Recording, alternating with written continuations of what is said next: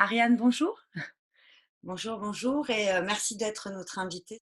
Il y a un peu plus d'un an, alors que selon la théorie officielle, une chauve-souris aurait déféqué sur un pangolin, le SARS-CoV-2 serait apparu sur notre planète pour envahir peu à peu la totalité de nos libertés fondamentales.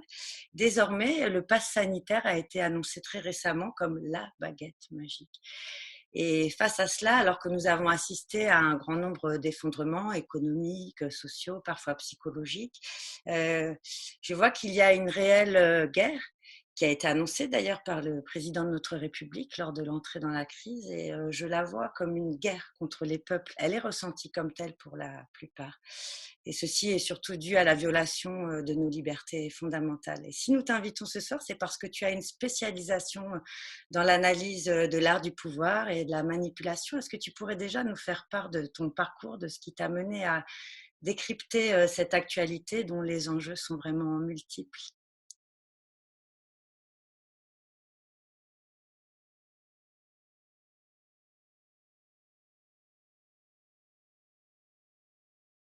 Tout d'abord, merci de m'accueillir. Alors j'ai, été plongée, je dirais, dès, toute petite, dans, cette question de l'abus de pouvoir.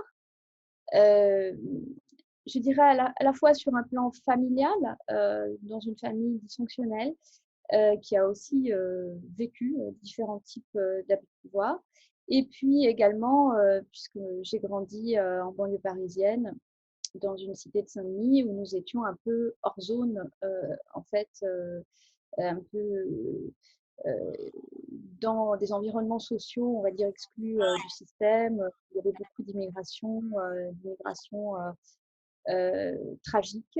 Et donc, j'ai très tôt été confrontée à cette question euh, de qu'est-ce qui se passe pour l'être humain, qu'est-ce qui se passe, pourquoi il y a autant de souffrance en fait. Et D'accord. après adolescente, je me suis intéressée très rapidement à en fait la philosophie morale et politique.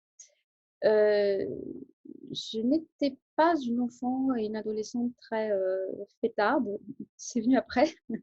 J'étais plutôt, très responsable et très concernée, et je mettais même un point d'honneur en fait à essayer de comprendre. Donc j'étais rarement dans, ce qui intéressait, les autres adolescents. Et donc très tôt, j'ai lu Hannah Arendt, j'ai lu, Hegel. D'abord, j'ai commencé en philosophie morale et politique pour comprendre, essayer de comprendre ce qui se passait.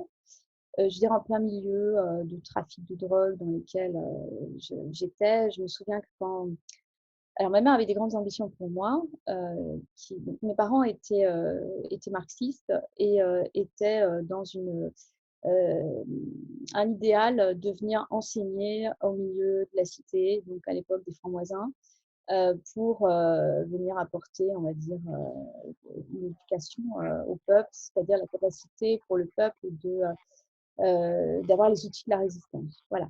Et c'était à l'époque assez chouette, c'est-à-dire que ça a, beaucoup évolué en mal, c'est-à-dire que les communautés vivaient tout ensemble, les religions vivaient tout ensemble et j'ai aussi connu cette mixité en fait, culturelle, extrêmement importante, qui a été, fondatrice pour moi. C'est très fécond. Heu et je me suis très féconde, oui, oui, oui. Et puis, par exemple, mon père était un instituteur à l'ancienne, c'est-à-dire qu'il allait voir les parents chez eux en leur disant les parents immigrés qui parlaient pas forcément bien français, en disant: «C'est important que votre enfant y travaille» et cetera. Enfin, il y avait vraiment quelque chose, de l'ancien monde, on va dire ça comme ça.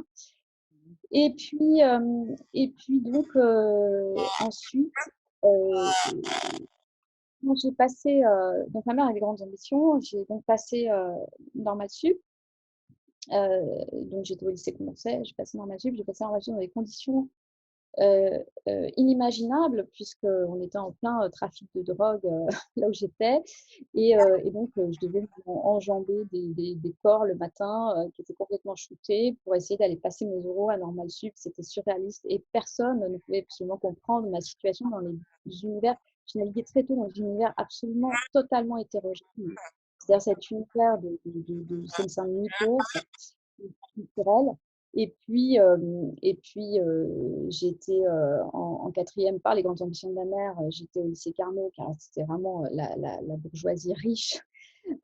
C'était vraiment et j'ai souvent été dans des univers comme ça extrêmement hétérogènes qui ne se fréquentent pas du tout et qui ont des conceptions du monde extrêmement différentes. Alors ça m'a énormément façonnée parce que j'ai dû essayer de comprendre la façon de voir de ces univers et, et en même temps, ce que j'y ai vu, c'est que finalement, on va dire chez les riches, il y a beaucoup moins de vitalité, de vie intime que chez les pauvres. Et ça, il y a beaucoup moins de bonheur, quelque part.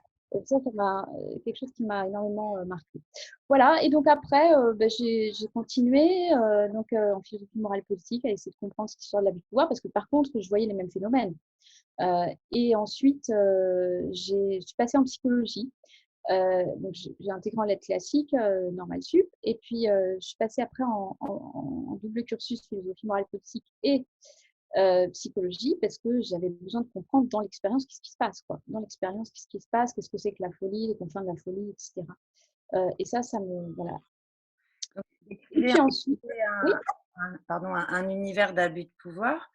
Je te laisse continuer donc sur ton parcours et ce qui m'intéresse précisément, c'est de quelle façon tu as été amené à ressentir, puis à analyser avec les outils de la philosophie ces impasses de la folie que tu viens de décrire et de la manipulation grâce à la philosophie. Et en effet, que tu relis à l'absence de vivant chez les riches. Donc, tu parles peut-être déjà de violence symbolique. Tu as pu déjà décrypter ça rapidement, c'est ce que tu disais.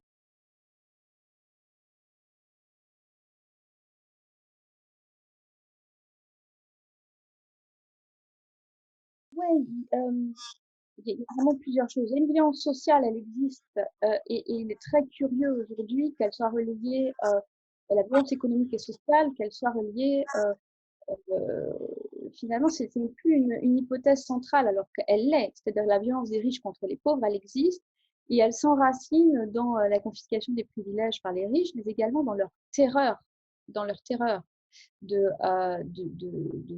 ce qu'ils ne connaissent pas. Et dans leur peut-être leur terreur au fond de devenir pauvre, il y a peut-être quelque chose comme ça. Donc en philosophie morale et politique, moi, ce qui m'intéressait, c'était évidemment la question totalitaire. C'est-à-dire, qu'est-ce qui fait qu'à un moment donné, et on n'était pas épargné dans l'histoire de Saint-Denis, puisque à Saint-Denis, on avait eu la figure d'Oriot, par exemple, qui était passé d'extrême gauche à l'extrême droite, et il y avait Intéressant, ouais. dans l'histoire de la vie de Saint-Denis, il y avait aussi des choses comme ça, et c'était, on était sur les résidus de l'ancien parti communiste. Enfin, il y avait pas mal de choses aussi intéressantes à analyser. Euh, et puis après, en psychologie, donc en philosophie, je me suis intéressée ensuite à la question de qu'est-ce qui se passe dans le collectif hein, qui devient fou. Et, euh, et donc, j'ai fait un travail de DEA, à l'époque c'était DEA, sur la maladie de civilisation chez Nietzsche. Donc finalement, qu'est-ce qui fait qu'une civilisation devient malade? Et ensuite, en psychologie, j'ai fait mon doctorat sur la psychose. Donc, je suis allée en psychiatrie, ça me paraissait très important et ça me paraît de toute façon très important quand on veut prétendre à intervenir sur le psychisme humain, d'en connaître vraiment les contours absolus, c'est-à-dire la folie étant des limites absolues hein, auxquelles on se confronte.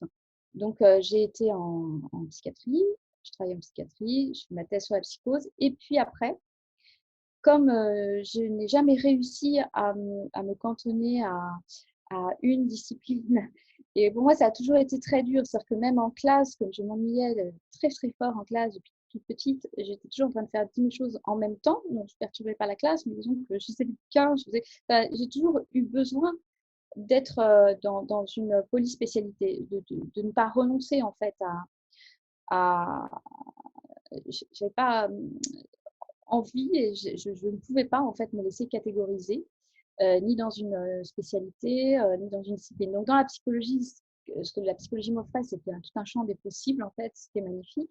Et puis, donc, en fin de thèse, j'ai commencé à mettre les pieds dans l'entreprise. Et à partir de la psychopathologie, c'est quoi la psychopathologie? C'est quels sont les processus psychiques à l'œuvre, tant au niveau individuel, c'est-à-dire comment on explique un processus de folie, comment ça se passe dans la tête de la personne, qu'est-ce qui se passe en fait? Et pas seulement un relevé de symptômes et des médicaments en face, hein, comme aujourd'hui, c'est ce qui est prôné. La psychopathologie est vraiment relayée au placard, alors que c'était, à mon avis, vraiment quelque chose de passionnant, ne serait-ce que dans l'ancienne psychiatrie ou voilà, dans la psychanalyse. Et puis, voilà, je mis le pied dans l'entreprise. Et là, j'y ai trouvé encore plus de psychopathologie que dans psychiatrie. Donc là, ça a commencé à vraiment m'intéresser, c'est-à-dire, je me suis dit, tiens, délire bien, quoi. Et puis, en fait, donc j'étais évidemment, hein, sur des entreprises qui étaient très dysfonctionnelles. Et ça m'a assez passionnée parce que donc j'ai construit des audits et très jeune, d'ailleurs j'étais à Marseille. Et j'ai monté ma société à Marseille. On m'a dit, mais tu ne réussiras jamais, quoi. Tu ne réussiras jamais. Marseille, c'est vraiment, c'est très mal vu de Paris. Il est sûr que toutes les entreprises qui décident sont à Paris, etc. Mais en fait, non, j'ai fait mon petit bout de chemin. Je n'ai jamais fonctionné par des promotions commerciales, mais simplement par le travail que je faisais et puis le bouche à oreille. Et, et donc, j'étais sur une analyse, une posture, on va dire, externe, essentiellement d'analyse, d'audit ou d'enquête, quand il y avait des gros dysfonctionnements en termes de souffrance de travail et de harcèlement. Et donc, je dirais que ce qui m'intéressait, c'était d'apporter cette touche de la psychopathologie, c'est-à-dire comment ça se passe. S'il y a un harcèlement, on ne peut pas simplement se cantonner à dire qu'il y a un harceleur et un harcelé. Il y a un groupe déjà qui autorise implicitement ce harcèlement. Il y a une entreprise qui implicitement autorise ces conduites parce que sinon elles n'auraient pas lieu. Et donc ça m'a amené à travailler sur la question de l'autorité en parallèle, c'est-à-dire qu'en fait la question de l'abus de pouvoir, c'est un pouvoir qui se corrompt et qui se passe de la question de l'autorité. Et donc là, j'ai commencé à reprendre des travaux de philosophie. Encore une fois, je suis retombée sur la fabuleuse Hannah Arendt. Et finalement, j'en ai construit une théorie selon laquelle, effectivement, le harcèlement, qui est un processus qui euh, est relié à une pathologie, c'est-à-dire est relié essentiellement à la psychose paranoïaque, qui, parce qu'elle se sent persécutée, harcèle. Donc là, j'ai fait pas mal de travaux là-dessus. Et puis, elle est reliée bien évidemment à la perversion, qui vient déconstruire et déstructurer tous les liens et permettre le champ libre à la psychose paranoïaque de régner. Mais ce qui m'a intéressée, donc là j'ai visité énormément d'entreprises, c'est-à-dire j'ai visité des pays, j'ai visité des entreprises de plein de secteurs, donc dans des métiers extrêmement différents. J'ai visité des tailles d'entreprises extrêmement différentes, des moments d'entreprises extrêmement différents, c'est-à-dire même des entreprises que j'ai pu suivre à un début où ça allait très bien, finalement, bon, vous avez des petits problèmes, des petits dysfonctionnements, et puis au bout d'un moment, ça bascule dans la folie, et on voit les gens basculer, c'est-à-dire basculer dans quelque chose où on se dit, moi, on ne reconnaît plus, qu'est-ce qui se passe? Et tout ça m'a amené à penser qu'il y avait deux questions fondamentales en psychologie qui, curieusement, étaient très peu travaillées. La première question, c'était la contagion délirante. C'est-à-dire, qu'est-ce qui fait qu'à un moment donné, il y a, premièrement, un délire. C'est quoi un délire? C'est la création d'une nouvelle réalité dans le psychisme qui ne correspond pas à la réalité. Et c'est un narratif dont la paranoïa appelle ça une folie résonante, c'est-à-dire que ça a l'apparence de la raison. Mmh. Donc, on s'y prend, on n'est plus dedans, et ça explique les adhésions au totalitarisme. Donc, ma grande question, c'est qu'est-ce qui fait qu'à un moment donné, on se laisse entraîner dans une contagion délirante? Donc, on peut prendre un exemple, le mécanisme sectaire, c'est-à-dire des gens très très bien vous disent, mais c'est pas possible, ils ont tous les outils intellectuels, etc. Comment ça se fait qu'ils adhèrent à ça? Et finalement, ils y adhèrent, ils rentrent dans la secte. Et après, évidemment, la deuxième question corollaire, c'est comment on en sort? Comment on sort de la contagion délirante qui est fondée essentiellement sur le déni. Donc, comment on sort sur le déni? Qu'est-ce que c'est le déni? C'est l'impossibilité de se représenter euh, la violence d'une situation. Quelque chose, en tout cas, qui nous fait trop violence et on ne peut pas se le représenter. Donc, Si je c'est autre comprends, chose à la base. l'autoritarisme qui n'est pas faire autorité, qui n'engage pas de dialogue. Un autoritarisme peut peut-être assimilé à une dictature, mais on y viendra, ou peut-être encore plus qu'une dictature, peut-être tu pourras nous l'expliquer, heu, est imposé et toi tu assimiles ce mode de gouvernance ou d'être ensemble qui peut se vivre à l'échelle, des petites communautés, à l'échelle d'une entreprise ou à une échelle, bien plus vaste, heu, à une folie. Tu parles d'impasse de la folie et tu commences aussi à nous faire pressentir qu'il y a un mécanisme de communication qui induit une contagion délirante. Comment ça fonctionne? Est-ce que c'est par propagande? Tu avais l'air de parler de vraisemblance du vrai, mais qui ne serait pas le vrai. Comment ça fonctionne finalement, cette fameuse propagation du délire qu'on ne voit pas venir en fait? Alors, c'est compliqué, mais on va essayer de simplifier un tout petit peu. D'abord, il faut un groupe. Bon, c'est-à-dire que pour que ça fonctionne, il faut un groupe. Hein. Donc, il faut des personnes dans un groupe. Et puis, à un moment donné, il y a la question, qu'est-ce qui fait lien dans un groupe? Ce qui fait lien dans un groupe peut être assez structuré, fondé sur des interdits fondamentaux.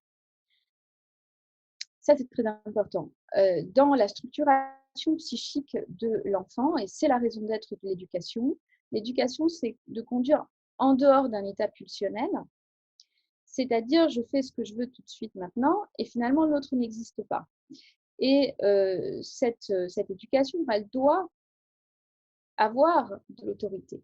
Hein, pour pouvoir contrer ce champ pulsionnel, euh, j'ai aussi, je ne l'ai pas précisé, mais en tout cas dans ma formation professionnelle, j'ai une spécialisation d'abord en enfant, et en particulier dans l'enfance maltraitée.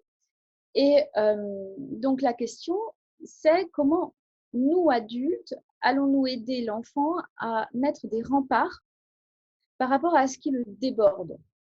Et ça prend des années. Et à un moment donné, ces remparts vont avoir une première construction, on va dire fragile, hein, mais qui s'organise autour du complexe d'Oedipe, qui n'a donc absolument rien à voir avec ce qui en est médiatisé du petit garçon qui veut coucher avec sa mère. C'est absolument le contraire. Hein. C'est-à-dire qu'on a eu un très grand psychanalyste qui s'appelle Racamier, qui a bien théorisé tout ça, c'est-à-dire qu'avant le passage dans le complexe d'Oedipe, on est dans un champ qu'on appelle l'incestuel, c'est-à-dire la confusion. Et finalement, la confusion, pour l'enfant, c'est une confusion sur sa propre identité, c'est une confusion qui fait que l'altérité pour l'instant n'est pas complètement acquise, et tout ça va être faire l'objet d'une grande pédagogie et d'un grand apprentissage pour l'enfant, d'apprentissage assez long. Tu soulignes Et pas que l'incestuel n'est pas l'incestueux et qu'on est vraiment dans des repères qui sont symboliques et structurants.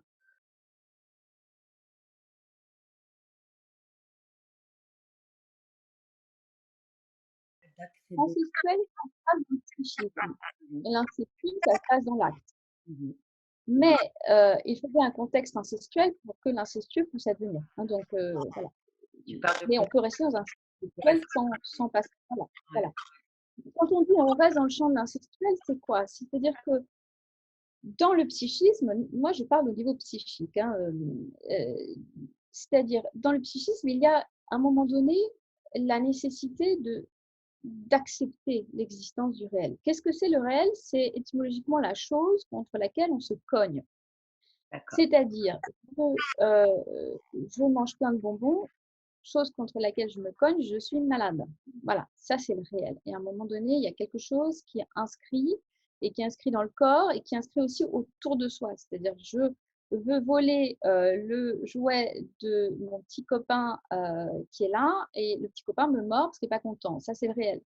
C'est-à-dire, à un moment donné, je ne peux pas faire ou je tire la queue du chien, parce que c'est rigolo un chien ou un chat, ça bouge tout le temps et tout ça, mais pour l'instant, dans la prime enfance, c'est pas encore euh, intériorisé, ce n'est pas encore acquis que le chien ou le chat peut avoir une sensibilité aux émotions. Hein, donc, c'est ce qu'on appelle partielle. Mmh. Et donc, on va tirer. Mais à un moment donné, le chien n'est pas content, il va m'obéir dessus. Ça, c'est le réel. C'est l'épreuve du réel. Donc, autre épreuve du réel, toujours à la place d'un enfant, hein, je veux me construire une petite maison pour avoir ma petite maison à moi. Mais sauf que ça va me demander de la connaissance, ça va me demander d'être aidé, ça va me demander du temps. C'est-à-dire entre ce que j'ai dans la tête et la réalisation, il y a tout un monde. Voilà. Et donc, l'objectif de l'éducation, c'est d'aider l'enfant à devenir un adulte, c'est-à-dire, petit à petit, hein, évidemment, et c'est un long processus, c'est-à-dire intégrer des limites, intégrer la gestion de la frustration, intégrer le sens de l'effort, le sens de la discipline. Et tout ça, aujourd'hui, est sacrifié sur l'autel des pervers qui sont uniquement dans la séduction de l'enfance. Euh, euh, c'est-à-dire une question de on va donner à l'enfant ce qu'il veut, on va lui demander son avis sur tout, on va, etc. Ou on va le séduire au travers de la publicité, etc. Alors, c'est une question d'équilibre, c'est-à-dire que bien sûr que la question du développement de l'imaginaire et du jeu est très important pour l'enfant, mais ça doit être équilibré avec l'acquisition de la contrainte. Et c'est cette acquisition de la contrainte qui va faire qu'on va arriver à vivre en société. Donc tout ça, c'est la question de l'autorité. Et l'autorité, elle doit être bienveillante, mais elle a une fonction essentiellement au départ de séparation. C'est-à-dire, c'est parce qu'on sépare les choses, c'est parce qu'on va faire justement des différences qu'on va sortir de la confusion initiale. La confusion initiale que nous avons tous vécue, c'est d'être on va dire Albert Sicone, il appelle ça Sa Majesté le bébé, hein, c'est-à-dire je suis pris en charge. Je suis pris en charge sur tous les plans de mon existence, mais petit à petit, je vais être moins prise en charge. Dans une gestion qu'on va essayer d'être douce et progressive, mais petit à petit, bien sûr, il va falloir que j'enlève des couches. Donc, ça va demander des efforts. Petit à petit, il faut que j'apprenne à marcher. Ça va demander des efforts. Petit à petit, il va falloir que j'acquière le langage et que j'acquière la capacité à demander, etc., etc. Et puis, le parent va s'adapter par rapport à ça, par rapport à l'évolution de son enfant. Et tout ça, c'est des formes de renoncement à cette toute-puissance initiale, c'est-à-dire qui est en fait une totale impuissance, hein, d'être complètement prise en charge, mais qui donne une illusion de toute-puissance. Et quelque part, l'humanité, elle a toujours le risque d'avoir l'illusion du confort de régresser à cet endroit de la prise en charge totale. Et c'est ce que lui propose le totalitarisme. Je prends tout en charge, ne vous inquiétez pas. Et oui, et c'est Et pervers parce que ça aurait pu être vécu, cette épreuve du réel dont tu dis qu'en effet, elle est mise en place soit par le parent, soit par l'État, comme bon parent, soit par l'État mondialisé, comme une nécessité de sortir du pulsionnel, donc de se frustrer. Et là, il y a eu extrêmement, finalement, ça pourrait apparaître pernicieusement tout ce qui a été mis en place pour cette fameuse guerre contre le virus, justement, d'une certaine accession à une responsabilisation du citoyen. Finalement, on n'a pas été là-dedans. Pourquoi tu vois ça comme pervers et pernicieux? Est-ce que c'était tout j'ai pas totalitaire que ça? C'est ce qui est pernicieux. Ça a été vendu finalement comme quelque chose au départ d'extrêmement structurant puisqu'on était en guerre contre le virus. Comment pernicieusement on a pu vendre finalement aux populations par glissement, peut-être sémantique, par propagande, une guerre qui finalement devient totalitaire, mais qui n'en avait pas le visage pour ceux qui n'étaient pas à même de les coder. C'est très pernicieux ce qui s'est passé.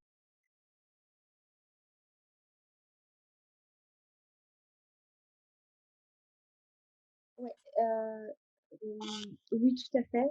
Tout à fait, c'est très pernicieux. Je pense il y a il y a énormément de choses. Il y a déjà un problème de paradigme, c'est-à-dire que il y a un problème de vérité, il y a un problème de paradigme, il y a un problème de respect justement du libre arbitre, il y a un problème de respect du contrat social. Donc, je ne sais pas par quel bout on commence, mais peut-être j'ai envie de dire que donc dans cette prime enfance, il y a le champ, à un moment donné, avant l'accès à l'altérité, il y a effectivement le champ de la psychose paranoïaque. Donc ça, c'est quand même important parce que la psychose paranoïaque, elle est en guerre. Et elle est en guerre contre absolument tout le monde. Euh, il me paraît totalement fou au sens propre d'être en guerre contre un virus. Enfin, nous Et sommes constitués de virus. c'est un non-sens scientifique, ouais. Mm. Départ, C'est hein. une fausse absolue. C'est-à-dire que la question,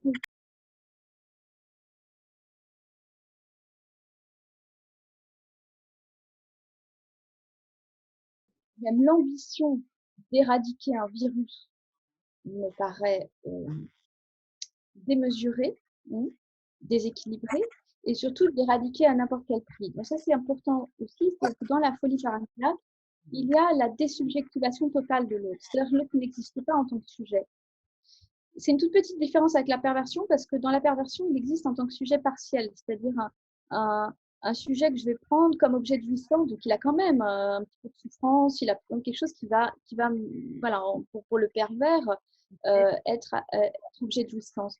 Dans la paranoïa, non. Dans la paranoïa, qui est la folie totalitaire, il n'y a pas de sujet. Il n'y a que des bébés collés. Et donc, on va prendre des décisions pour les bébés. Moi, j'aime bien dire, ils sont restés dans l'utérus, on ne les laisse pas sortir de l'utérus. Ces bébés collés, ils n'ont pas le droit d'être différents parce que ça va être vécu de façon persécutrice, en fait, quelque chose de très, un vécu de persécution très important. Cette différence qui se manifeste aujourd'hui dans l'impossibilité d'avoir une liberté d'expression, on est tout de suite amalgamé, on est tout de suite ennemi, en fait, hein, de la seule parole dominante à laquelle nous sommes priés de croire, quels qu'en soient ses défauts de rationalité. Et la paranoïa, c'est la pathologie qui évacue le doute. C'est pour ça qu'on parle de certitude délirante. Et je crois important.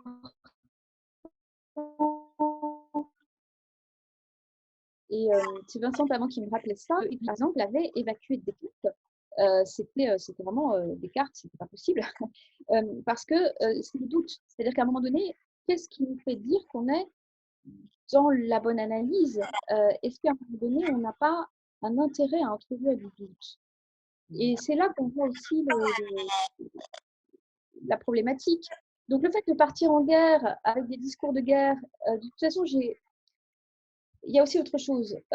J'ai commencé à analyser ce qu'on appelle la novlangue, c'est-à-dire la langue totalitaire. La langue totalitaire, elle a besoin d'éradiquer l'ancien pour construire un nouveau langage dans lequel on va essayer de faire rentrer les nouvelles représentations de la nouvelle réalité délirante.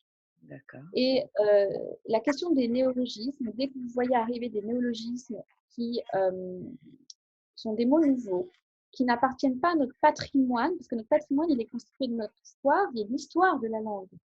Et quand nous apprenons une langue, nous apprenons son histoire. En fait, malgré nous, nous sommes pris dans un champ de transmission, qui est aussi la fonction de l'autorité. C'est-à-dire, c'est parce qu'il y a eu des anciens que nous devons faire à la fois œuvre de récupération du savoir et de transmission pour pouvoir transmettre également à nos descendants, et en même temps faire œuvre d'innovation, mais une innovation totale en éradiquant les racines, ça c'est le projet paranoïaque. Et c'est le projet Jeter le bébé avec l'eau du bain. Et donc dans la nouvelle langue, il y a des néologismes, il y a des nouvelles expressions. Là j'en ai récupéré environ une cinquantaine. Quand on sait que le vocabulaire, quand quelqu'un a un vocabulaire très limité aujourd'hui en France, il a 400 ou 500 mots à disposition, 50, ça commence à faire beaucoup. Ça commence à faire beaucoup pour changer le champ des représentations, justement, du réel partagé. Et il y a aussi la question des paradoxes dans la langue. Et ça, c'est très utilisé dans le langage totalitaire, c'est-à-dire qu'il y a deux mouvements dans le langage totalitaire. Il y a un premier mouvement, et ça marche toujours ensemble, c'est-à-dire qu'il y a une alliance toujours très efficace entre la perversion et la paranoïa. C'est-à-dire que la perversion va s'occuper de déstructurer la langue. C'est-à-dire quoi? Elle va déstructurer les liens, casser les liens dans la langue. Donc, par exemple, une des façons de casser les liens, c'est d'introduire des expressions paradoxales qui ne veulent rien dire. Une autre, voilà, ou de changer, modifier le sens des mots sans parler même des néologismes, pour leur faire dire autre chose. Et il y a un glissement, etc., etc. De ce fait, les représentations mentales s'enferment Le, le- dans Celui qui interroge sur la possibilité d'un complot serait le complotiste. Qu'est-ce que ce serait un exemple de langage paradoxal qu'on aurait pu subir sans même s'en rendre compte? Pour ce qui est de la falsification des données, nul besoin de citer l'étude du Lancet ou alors les prédictions délirantes de Ferguson qui étaient totalement fausses. Donc ça,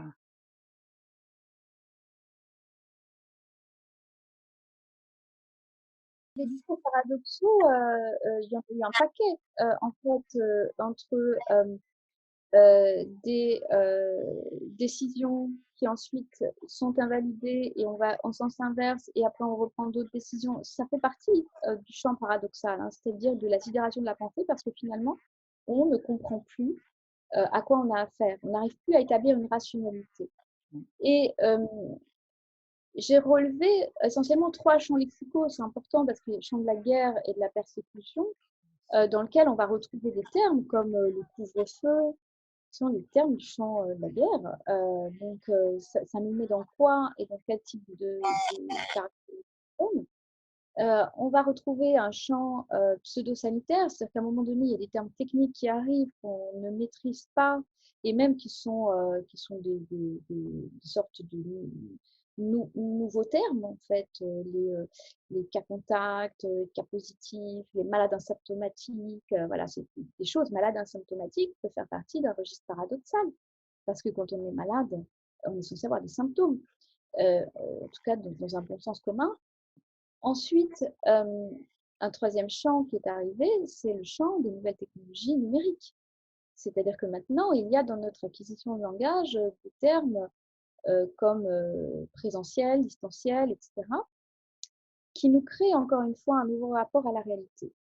Et c'est là qu'il y a, en tout cas, dans la contagion délirante, ce n'est pas le seul outil et ça n'a pas la seule explication.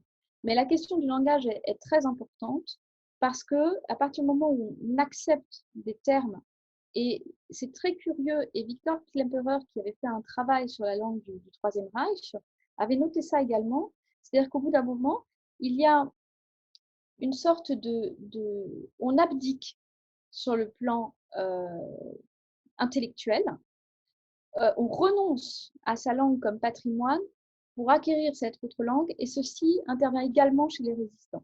C'est-à-dire qu'ils acceptent la langue du pouvoir totalitaire et ils l'intègrent. Le meilleur exemple, c'est ce terme complotiste dont j'ai dit à plusieurs reprises qu'il ne veut absolument rien dire. Parce que dénoncer des complots, la seule question qui importe, c'est de savoir s'ils sont vrais ou s'ils sont faux. Hein. C'est tout, en fait. Donc, on voit bien que le rapport à la vérité n'est plus ce qui structure, et ça fait totalement partie de ce que je disais tout à l'heure sur l'accès au complexe de Deep, va permettre le passage à ce qu'on appelle, dans le sens commun, l'âge de raison. Et l'âge de raison, c'est maintenant le fait que la vérité a un ancrage. Et on va d'ailleurs le voir chez le petit enfant parce qu'il va tester le mensonge. Donc, il y a quelque chose du rapport à la vérité qui s'est effondré. Et les stoïciens disaient, et ça m'intéressait parce qu'au départ, moi, je pensais, et j'ai pensé pendant longtemps, que c'était la langue corrompue qui faisait son œuvre de corruption et ensuite nous entraînait. Donc, c'était la langue qui était la cause. Mais les stoïciens disent l'inverse. Ils disent que c'est parce qu'il y a un effondrement moral, parce que finalement, il y a un renoncement à l'intégrité sur les mots, que c'est possible, c'est rendu possible. Et donc, ils disent que finalement, ce moment de langue, ils ne vont pas le dire totalitaire, parce qu'à l'époque, c'était le terme qui était employé, mais ces moments de civilisation où on voit une corruption du langage, c'est parce que d'abord, les esprits ont été moralement corrompus et se sont laissés corrompre. Donc, j'ai trouvé ça intéressant. Voilà. C'est d'ailleurs, ce philosophe qui s'appelle Giorgio Agamben, qui désormais a été taxé de complotiste et peut-être même interdit de publication, si je me trompe, qui parle d'une gigantesque opération de falsification de la vérité. C'est peut-être pour ça qu'il a d'ailleurs été inquiété. Donc, je comprends bien la propagande que tu nous décryptes et comment pernicieusement, en écrasant la pensée avec des mots étiquettes, on a un petit peu sidéré les esprits. Je trouve qu'il y a quelque chose de très pernicieux aussi qui s'est passé, qui moi m'a énormément surprise, puisque tu parles aussi de dissociation. Hein. La folie, c'est la dissociation. Euh, c'est la capacité qu'on a mise en place à dissocier pour moi les esprits en les permettant, enfin en les obligeant à s'autoriser eux-mêmes à aller se balader dans un rayon d'1 kilomètre avec une autorisation qui était écrite. Est-ce qu'en tant que psychologue, tu trouves ça inquiétant? Moi, j'ai trouvé ça extrêmement Oui, manipulateur. c'est tout à fait Mm.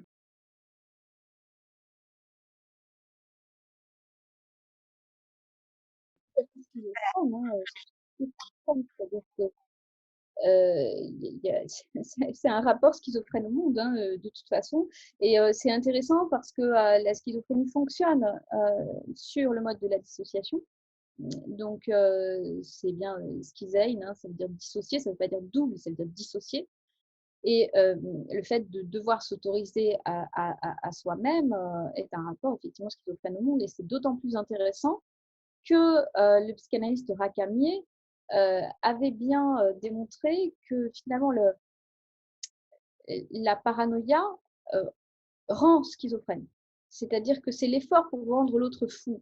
Et cette histoire de paradoxe finit par rendre schizophrène. Et au bout d'un moment, il y a aussi des études qui ont été réalisées hein, sur la torture. Et en fait, clairement, n'importe qui, au bout d'un moment, à force de vivre des épreuves traumatiques, peut basculer dans des formes de folie, en particulier schizophrène. Donc oui, C'est c'est parce totalement. qu'on devient fou et non pas parce qu'on est fou qu'on commence à Il y a avoir. une porosité, c'est-à-dire qu'il y a une porosité. euh, la folie, elle n'est pas génétique, c'est-à-dire c'est pas quelque chose c'est quelque chose qui est évolutif aussi selon un environnement. Et c'est ça qui fait la complexité et l'intérêt, à mon avis, de la psychopathologie, c'est de décrire en fait ces environnements qui, à un moment donné, vont nous faire soit progresser sur le plan de deux fonctions principales qui effectivement interviennent à Palodi, sont la symbolisation, la capacité de se mettre en représentation mentale et de pouvoir secondariser les choses dans le langage, ou qui sont dans la sublimation, la capacité à nos pulsions premières. J'ai une pulsion de meurtre, à un moment donné, comment je vais la transformer dans une œuvre, dans quelque chose qui va être même faire intérêt pour la civilisation. Et c'est tout l'enjeu, ce sont des piliers extrêmement fragiles. Et la civilisation, elle est construite sur des piliers extrêmement fragiles. Et si on n'y prend pas garde, effectivement, il est beaucoup plus facile de détruire que de construire, il est beaucoup plus facile de régresser que de progresser. Et donc la question ensuite, c'est dans un environnement qui devient fou, comment on conserve sa santé mentale, tout simplement déjà, sa santé mentale en fait. Il y a autre chose. Tu parlais d'un traumatisme collectif qui est dû aussi évidemment à ces confinements. Hein. Littéralement, Machiavel, dans l'art de la guerre, en parle. Voilà, c'est diviser pour mieux régner. L'homme qui est fondamentalement social s'est retrouvé enfermé chez lui. Donc, c'était sans commune mesure dans l'histoire de l'humanité, hein, d'enfermer la plupart des gens. Comment est vécu le traumatisme collectif? Parce qu'on étudie en psychologie et il faut dire qu'on a échangé à de nombreuses reprises pour la rédaction d'un interview pour Nexus. Et tu as bien partagé cela avec moi. Il fonctionne par répétition, ce traumatisme.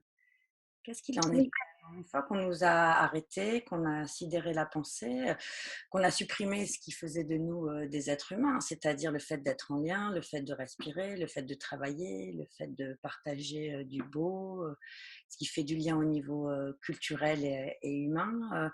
Comment, de façon insidieuse, après les êtres humains se sont retrouvés dans une contagion délirante que tu nommais dès le départ, due à une répétition traumatique, mais souvent inconsciente parce qu'elle n'est pas analysée, elle n'est pas connue. Si on n'a pas travaillé dans sa propre histoire, si on n'est pas psychologue, les enjeux ont souvent dépassé la plupart des gens.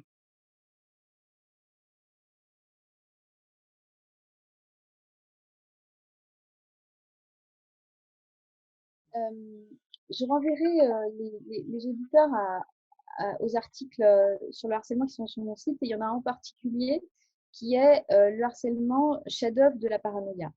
C'est-à-dire que quel est le slogan du pouvoir totalitaire, donc qui fonctionne sur la pathologie paranoïaque, c'est soumettre ou démettre. C'est son slogan. C'est-à-dire que soit vous allez vous soumettre, soit on va vous démettre. Et pour ça, il va y avoir plusieurs méthodes, dont effectivement le diviser pour mieux régner, qui s'appuie sur des stratégies de corruption. Le terme corruption, il vient du terme rompre, hein, c'est-à-dire qu'il y a quelque chose qui se rompt à l'intérieur de la personne et qui se rompt dans le lien. Ensuite, dans le harcèlement, j'avais détaillé depuis très longtemps, j'avais écrit un article je crois que c'était en 2010, comme ça, de la soumission psychologique au travail. Comment en fait on arrive dans le collectif de travail à obtenir des gens, dans des collectifs pathologiques de travail, à obtenir des gens qui se soumettent. Alors, il y a dans cette technique la question du choc traumatique réitéré. Alors, pour qu'un choc, qu'est-ce que c'est un trauma? Un trauma, c'est ce qui va faire atteinte à votre intégrité et vous donner le sentiment d'être en danger de mort. Que ça soit pour vous ou pour autrui. C'est-à-dire qu'on peut être témoin de quelque chose et que ça soit extrêmement traumatique parce que nous sommes des êtres empathiques. Donc, ce que vit l'autre, on peut, en fait, par effet d'identification, le ressentir pour soi. Donc, ça crée, il faut revenir à l'étymologie du terme harceler. Harceler, la première utilisation, elle a été faite par Denis de Syracuse, c'est sa conception du pouvoir, qui était un tyran. Hein. Sa conception du pouvoir, c'était égaliser un champ avec la herse. Donc, tout le monde au même niveau, ce qui rejoint la Gleichschaltung des nazis, c'est-à-dire égaliser, hein, vraiment, on va mettre tout le monde au même niveau. Ça, c'est un premier point. Mais ensuite, il y a le terme moyenâgeux, harceler, qui en fait est utiliser la herse pour faire des coups de butée de prise d'assaut du château fort. Donc, il faut considérer ces termes-là pour comprendre de quoi ça parle. C'est-à-dire qu'en fait, un harcèlement, c'est un procédé psychique qui vise à obtenir votre soumission. Donc, il va falloir rentrer psychiquement en vous et conduire, comme je l'ai dit, non pas finalement la soumission est un moyen quelque part, c'est surtout vous conduire à l'autodestruction. C'est-à-dire qu'il va falloir qu'à un moment donné, dans le projet harceleur, en tout cas c'est comme ça, il va falloir des outils pour, à coup de répétition, et notamment la répétition des chocs, c'est-à-dire comme si vous étiez, votre psychisme était un peu fort et vous allez éprouver des coups et des coups et des coups, et bien au bout d'un moment, ça va finir par vous blesser. Et ça va vous blesser psychiquement, et ça va créer des failles, et ça peut créer de la dissociation, bien sûr, la dissociation qu'on appelle traumatique, ça peut créer des effets de sidération, et quand ils sont répétés, ils sont aggravés. Les traumatismes sont aggravés par leur répétition, par leur intensité, par le rapport d'autorité, c'est-à-dire celui qui normalement détient l'autorité, c'est celui qui dans l'abus et harceleur, c'est plus grave, et selon votre degré de vulnérabilité. Donc la vulnérabilité, bien évidemment, quand on est un enfant, on est plus vulnérable que quand on est un adulte, et quand on est un adulte, ça dépend des périodes de sa vie, ça dépend de plein de choses, de plein de facteurs qui vont créer une vulnérabilité plus. Et alors à partir du moment des adultes que nous sommes, que nous ayons pu être plus ou moins vulnérables, parce que les enfants, en effet, je parle des miens, ils ont souhaité continuer à aller au collège, donc ils mettent le masque aussi par désir de conformité, ils s'autorisent à respirer. Donc c'est compliqué, ils sont punis pour cela, selon un principe sanitaire qui est complètement discutable, puisqu'on sait que les enfants ne sont pas contaminants. Certes, mais qu'est-ce qui fait que des adultes se soient soumis, en fait, est-ce qu'il y a des personnes qui seraient plus ou moins bien armées pour comprendre la paranoïa et s'y soumettre de leur plein gré ou entrer en désobéissance?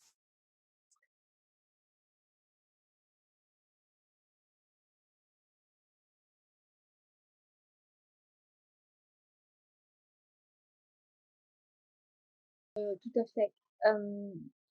Je voulais rajouter un petit truc, c'était que le trauma est d'autant plus efficace qu'il est imprévisible. Oui. C'est-à-dire que vous ne l'avez pas prévu. Hein.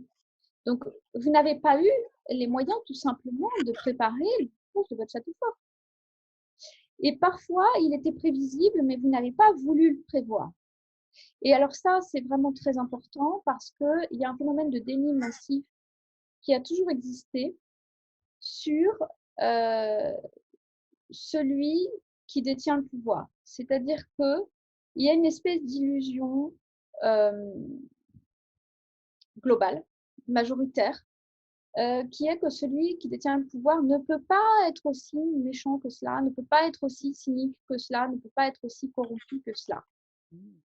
Alors que Il tu peut y avoir, as parlé de oui, plutocratie, terme que je ne connais pas, que je ne connaissais pas jusqu'alors quand nous avons préparé l'interview écrite.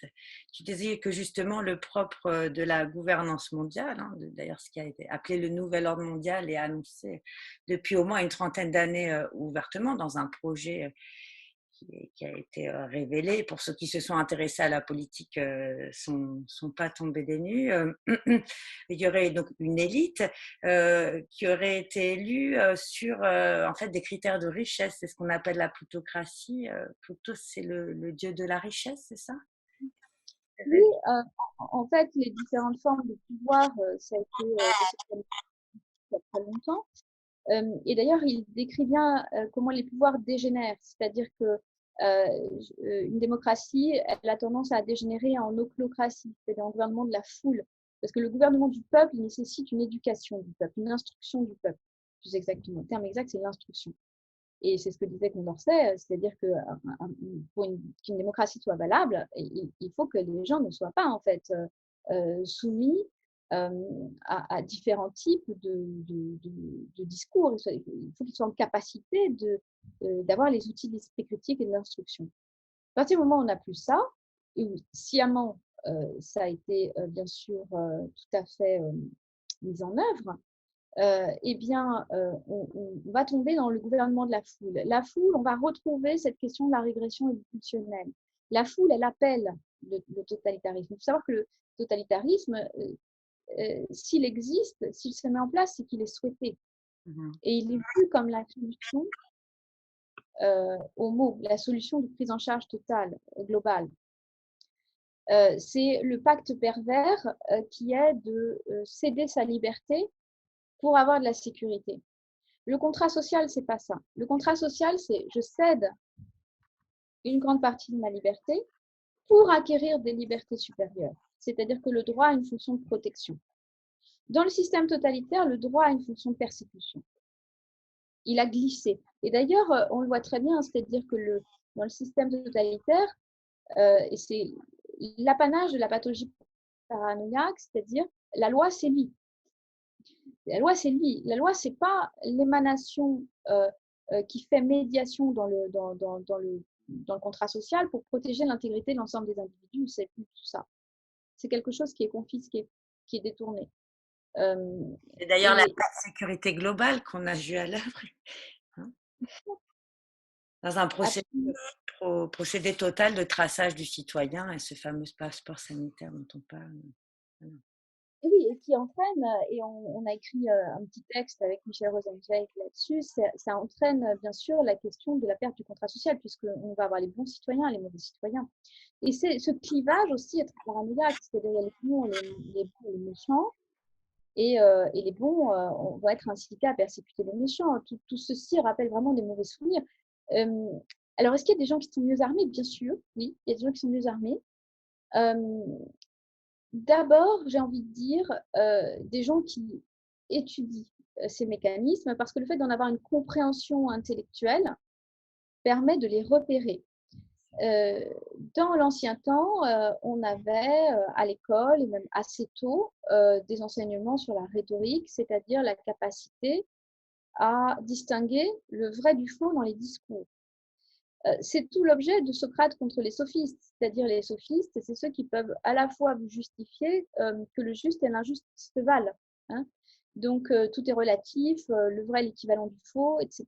Or non, il y a des règles logiques dans le raisonnement, et ces règles logiques doivent absolument être enseignées. À partir du moment où elles ne sont plus enseignées, on peut vous faire avaler toutes les couleuvres du monde, vous vous ferez manipuler. Donc ça, c'est une première chose, c'est capacité de voir dans le raisonnement ou ensuite dans les mécanismes de manipulation émotionnelle, comme on a pu voir, ces manipulations émotionnelles, ces discours qui prônent à l'union mais qui ne font que diviser, etc. etc. Ça, c'est des outils. Et plus on a d'outils, plus on a d'armes, en fait, pour se défendre. Ensuite, il y a quelque chose d'important que j'ai envie de rappeler. Ce que disait Hannah Arendt, c'est que nous n'avons heureusement pas besoin de comprendre en fait le totalitarisme pour y résister. Bonne nouvelle. Exactement, exactement. C'est-à-dire qu'il y a ceux qui ont les outils de la compréhension, etc. Et tant mieux que voilà, C'est certains. c'est vraiment ce qu'on essaye bien sûr de partager. Mais on en sort moins parce qu'elle dit finalement que c'est simplement la négation absolue de la liberté. Mmh. Une fois qu'on a compris ça, Alors on bien, eh bien, on comprend que ce qui nous constitue en tant qu'être humain, c'est ce rapport à la liberté.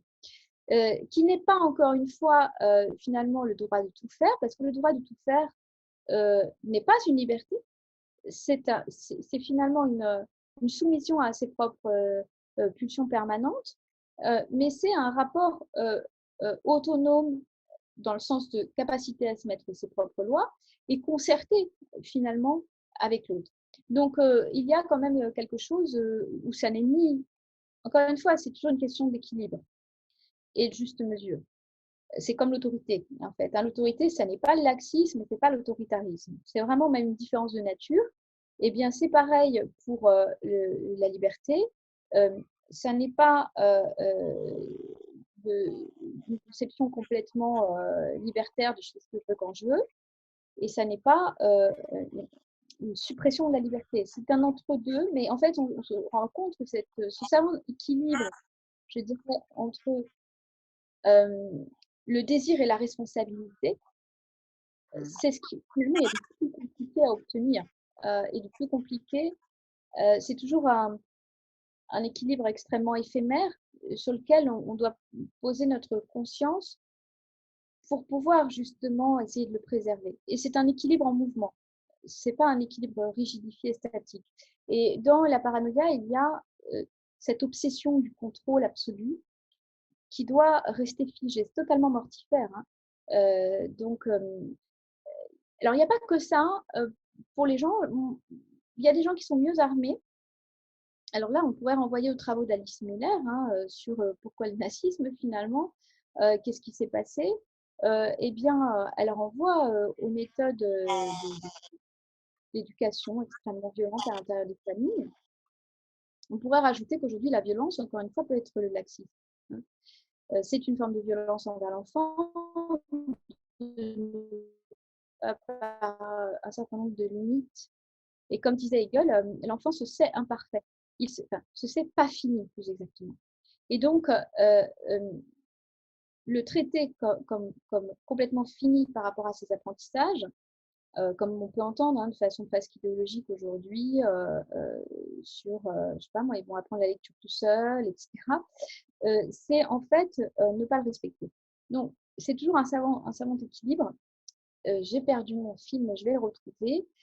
Sur les personnes, oui, alors, il y a les personnes qui ont déjà vécu, qui ont vécu des,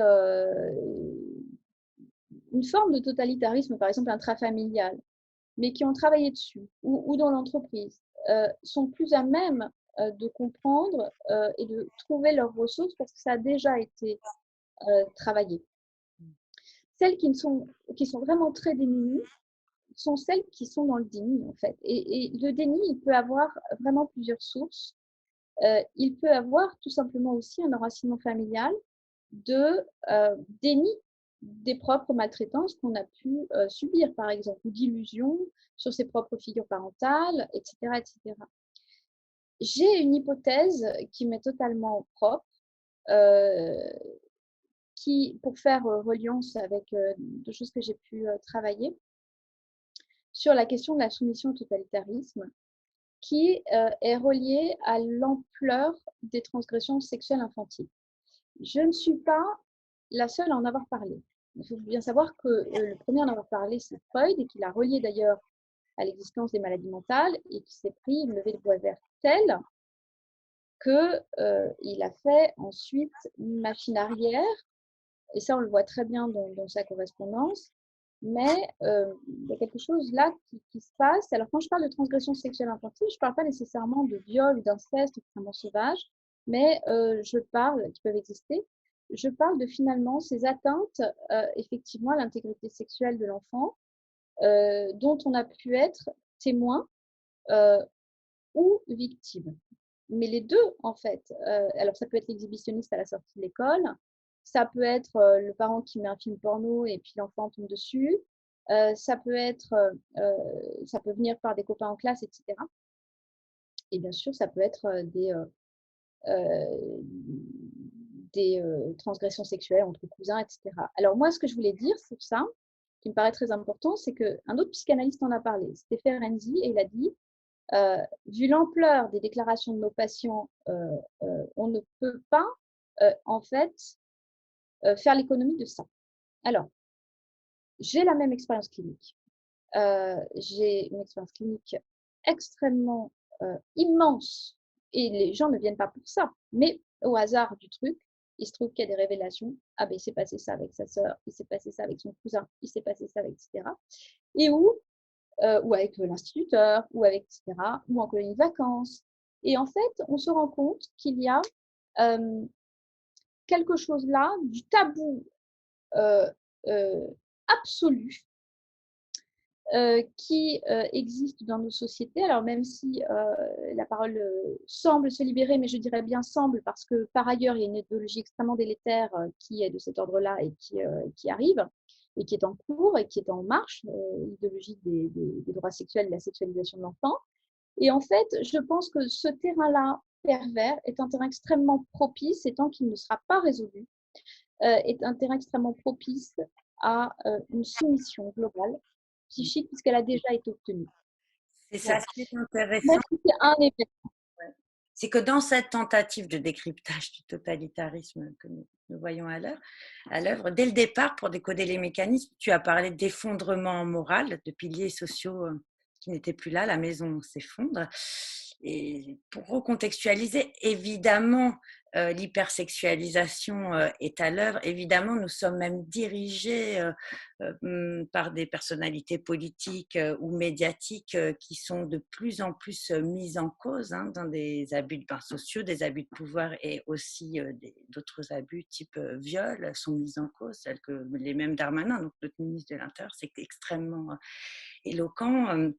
Pour recontextualiser aussi l'ambition, par exemple, de certaines personnes qui dirigent l'OMS, dont Bill Gates, hein, qui le finance à grande œuvre, donc qui est l'une des personnes qui a permis la mise en œuvre de ce large mouvement mondial. Il y a l'envie d'euthanasier la mort, hein, c'est-à-dire de faire de nous des hommes augmentés. Il y aurait aussi l'envie d'obscurcir le soleil. Le projet, c'est même plus qu'une envie, c'est un projet. Donc, est-ce qu'on peut revenir plus précisément à l'effondrement moral que l'on voit à l'œuvre, en plus que ce dont tu décryptais, l'émission qui a été faite jusque dans nos maisons, à qui on pourrait faire un bisou, à qui on ne pourrait pas faire un bisou, la nécessité d'accoucher masqué. Donc là, quand tu parles d'élan de vie qui est extrêmement perverti, en effet, on est dans une maltraitance morale, symbolique et réelle à l'œuvre. Est-ce qu'on peut revenir plus précisément sur ça, sur l'effondrement moral de la société qui est faite, c'est ce que tu avais dit lors de notre échange sur l'interview écrite à sortir, d'hybris et de démesure. On est dans une démesure totale, il faut appeler un chat un chat.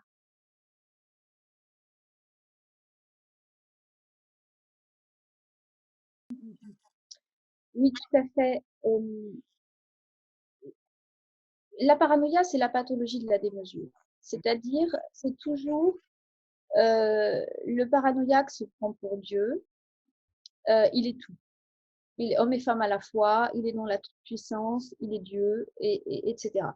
Et donc, il y a effectivement cette hubris dont parlaient les Grecs anciens, hein, c'est-à-dire la question de la démesure, alors que la sagesse, c'est le rien de trop. Hein, c'est le Méden Agan, c'est le rien de trop en toute chose.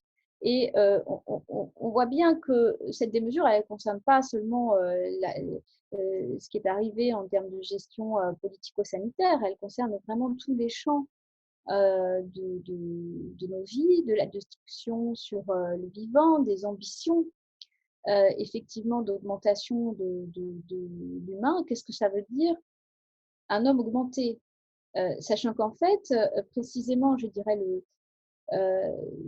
ce qui humanise, et c'était le psychanalyste Jung qui disait que finalement nul n'est guéri s'il n'a l'idée de Dieu, ce qui humanise l'idée de Dieu,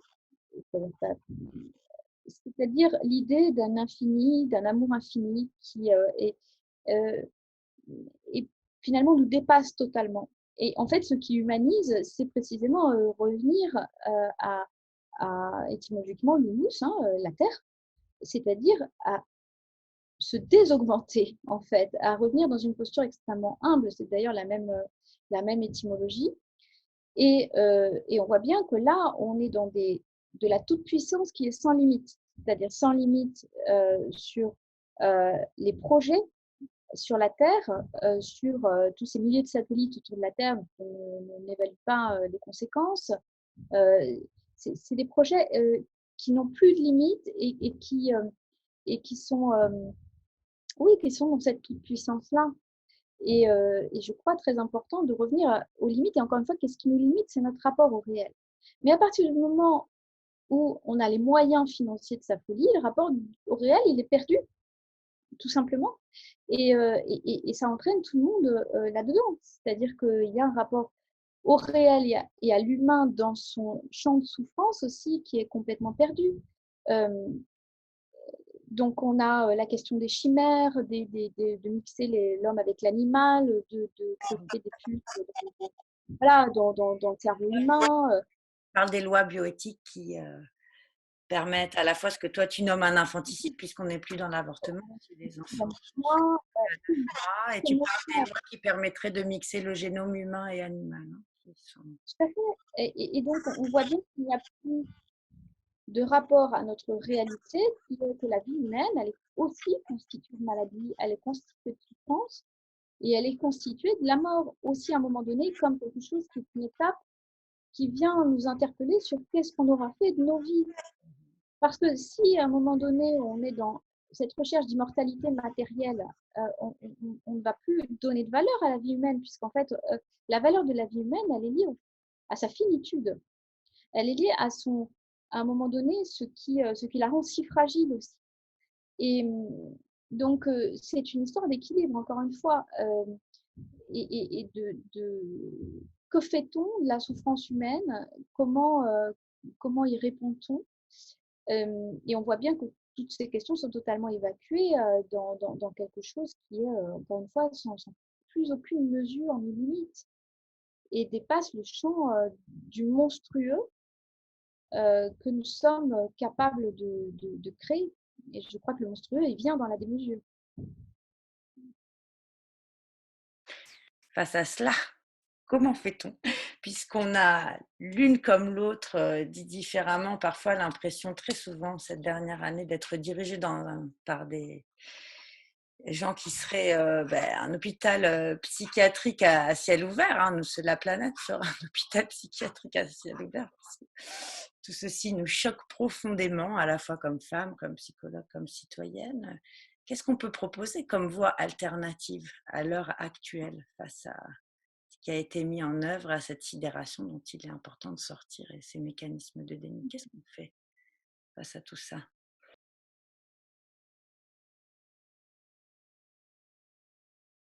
Alors, moi, je vais donner mon point de vue. Encore une fois, je suis porte-parole de personne, mais je revendique le droit à avoir mon point de vue. Que les gens ont le droit de contester, de s'approprier partiellement, Le ça leur appartient. propre de la démocratie, hein, de pouvoir échanger et partager des points de vue. Merci d'être là pour nous partager le tien.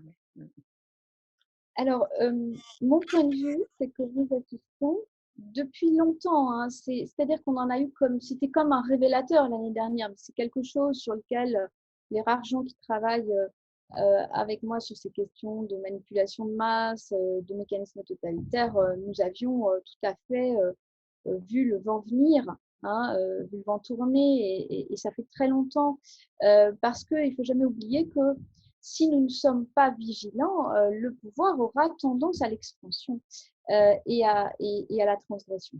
Donc, ça fait très très longtemps. Beaucoup dans leur champ de compétences ont aussi dénoncé des dérives perverses qui vont encore une fois faire le lit, autoriser à un moment donné, puisque tous les liens vont être déstructurés, et vont autoriser la transgression paranoïaque. Donc, de mon point de vue, les civilisations obéissent, comme les individus sur Terre et comme tout ce qui existe sur Terre, à une naissance, une croissance, une maturité, une décadence et une mort. Et alors, il y a eu de plus ou moins grandes civilisations, mais pour moi, c'est un processus inéluctable. C'est-à-dire que nous sommes entrés dans une phase d'effondrement qui part de l'effondrement moral, bien sûr, et bien sûr, en tout cas, on peut le voir comme ça, et qui va opérer selon une stratégie de destruction, comme on peut le voir dans la nature, hein, quelque part, quand il va y avoir une stratégie de destruction des déchets, etc. Et cet effondrement, de mon point de vue, va être très long, peut être très long, en tout cas. Est-ce qu'on doit le précipiter? Je ne le pense pas. Sur le plan moral, je pense qu'on n'a pas on a un devoir moral, au contraire, d'essayer de faire en sorte que la paranoïa ne jette pas le bébé avec l'eau du bain, donc d'essayer de conserver le bébé. Qu'est-ce que c'est le bébé? C'est ce que nous ont transmis nos ancêtres, les savoirs, les connaissances, les valeurs, et d'essayer dans la mesure du possible, de conserver, d'archiver, de sauver, voilà, de cette destruction massive qui arrive. Donc, je ne pense pas, comme quand une maison s'écroule, qu'on va pouvoir retenir les murs de la maison. Je pense qu'on peut essayer de sauver des choses dans la maison. Et ça, je pense que c'est même totalement nécessaire et totalement vital, que ce soit des œuvres culturelles, des œuvres artistiques, tout ce que font des agriculteurs, de sauver des anciennes semences à un moment où on est en train de détruire complètement toute la biodiversité. Enfin, vous voyez, tout ce genre de choses me paraît extrêmement fondamental. Est-ce qu'on doit se mettre en opposition? Quelle est la différence entre l'opposition et la résistance? Ça me paraît très important.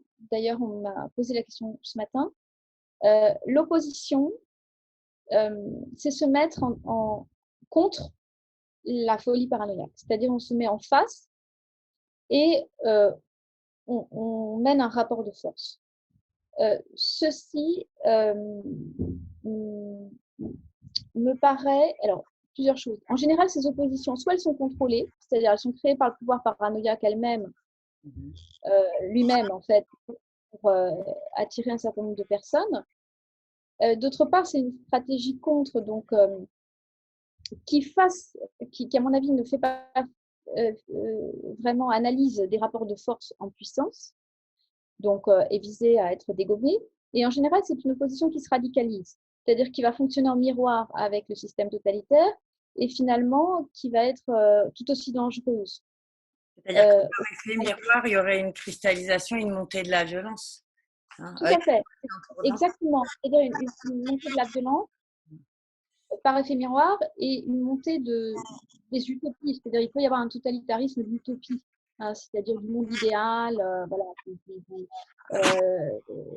du nouveau monde. Enfin, moi, je rappelle que l'expression nouveau monde, et j'ai besoin de le rappeler en permanence, puisque c'est les anciennes terres indiennes, nouveau monde et nouvelle terre, c'est les expressions qu'a utilisées Christophe Colomb au moment du génocide des Indiens. Donc, à quoi connecte-t-on les gens à ce moment-là? Je ne pas très important de le rappeler. Parler d'un autre monde, mais le souhait du nouveau monde me paraît, voilà, ça me paraît dangereux. Donc, souvent, il y a une dangerosité. Et finalement, c'est pas vraiment ce que craint le pouvoir totalitaire. Ce que craint le pouvoir totalitaire, Hannah Arendt l'avait dit, c'est ce que je vais appeler la stratégie du grain de sable, la tactique plus exactement du grain de sable, c'est-à-dire l'initiative individuelle, créatrice, inattendue, imprévue par le pouvoir. Ça, c'est quelque chose. D'autre part, j'ai oublié de préciser, dans la première opposition, en général, ça fonctionne en miroir, donc il y a des chefs, il y a des mouvements pyramidaux, et tout ça se fait très facilement infiltrer si ça ne l'est pas dès le départ. Hein, donc c'est très fragile, en fait, comme opposition au système totalitaire. Et d'autre part, je crois que la réponse de la violence à la violence par la violence Eh bien, nous ne sommes toujours pas sortis de cette phase incestuelle dont je parlais tout à l'heure, hein, c'est-à-dire dont on sort avec le DIP qui va poser 4 interdits fondamentaux. L'interdit du meurtre et ses dérivés, hein, calomnier quelqu'un, c'est un dérivé du meurtre, sur le plan social, l'interdit de l'inceste et ses dérivés également, c'est-à-dire on ne sexualise pas les enfants, par exemple, la différence des générations, qui va poser un avant et un après, c'est-à-dire que l'enfant il sort de l'auto-engendrement. Paranoïa, c'est je m'auto-engendre. Avant, il n'y avait rien, je fais table rase, je suis l'homme nouveau, je suis le nouveau monde, je suis le nouveau système, et je jette tout ce qu'il y avait avant. Et donc ça, c'est l'auto-engendrement, ce qu'on appelle l'auto-engendrement dans la paranoïa. Alors que la différence des générations, c'est intégrer que finalement, il y avait un avant-soi. Et cet avant-soi, il va nous transmettre des choses. Il connaît plus de choses pour l'instant que nous. Et peut-être que c'est parce que justement l'éducation a été conservatrice. Et Hannah Arendt parlait d'éducation, de nécessité d'une éducation conservatrice pour que l'enfant puisse faire advenir ensuite du nouveau. Hein. Donc tout ça, c'est quand même important. C'était loin d'être une imbécile. Et beaucoup aujourd'hui qui la citent devraient la relever. Et Merci le pour le quatrième, rappel des 4 interdits. Enfin, il manque le quatrième, je crois, parce que ouais, le quatrième, c'est structurant, on voit qu'on n'est absolument pas dedans, hein. Pour ceux qui doutaient encore du totalitarisme, le quatrième, c'est l'effondrement, justement